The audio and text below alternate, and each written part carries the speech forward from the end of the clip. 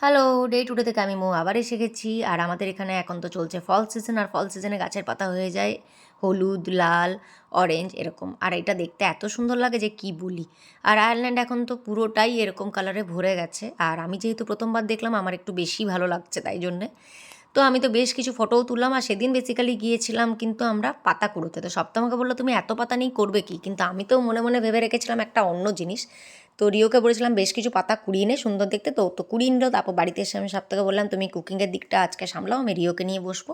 তো রিওকে আমি বললাম যে যেরকম ফল কালার দেখলি, কিছু কিছু গাছের পাতা হলুদ, কিছু কিছু লাল, কিছু কিছু সবুজ, কিছু কিছু অরেঞ্জ, এরকমভাবেই এই লিফগুলোর অপোজিট সাইডে কালার করা, তারপরে এইভাবে পেস্ট করা, দেখবি খুব সুন্দর ম্যাপের লিফ হয়ে যাবে।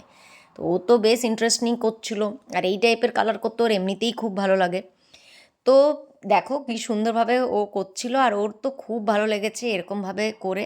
এখন তো ইভেন স্কুল থেকে যখন ফেরে এক গাদা পাতা নিয়ে ফেরে, মানে ও চায় যে ডেলি মাম্মা এগুলো করুক। এবার ডেলি করা আমার পক্ষে একটু অসুবিধা হয়ে যায়, কিন্তু তাও আমি চেষ্টা করি ডেলি ওকে নিয়ে বসার, কিছু না কিছু করার। সব দিন পাতা নিয়ে না হলেও কিছু কিছু দিন আমি পিস্তা বাদামের যে সেলগুলো হয় সেগুলো নিয়েও করি।